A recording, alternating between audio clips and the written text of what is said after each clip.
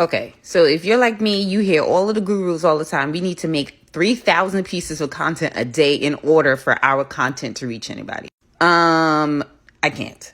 I'm a consultant, agency owner, single mom, a full-grown human with responsibilities. But what I can do is set up an AI automation that helps me make all of this content automatically using ChatGPT and Zapier. Let's get into it. First, we're going to create a Google form. And in this Google form, we're going to put the content from a blog, a podcast transcript, a video transcript like a TikTok, any breaking news, an article. And in that Google form, we're going to make sure to put the link, the URL, who created the content.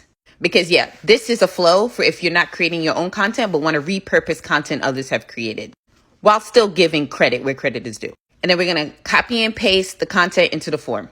That's going to trigger it to go to a spreadsheet, which will then trigger it to go to ChatGPT, which it will analyze the content, then pull out the key points, then add our perspective. We're going to be using some unique prompts here in order to get ChatGPT to do this.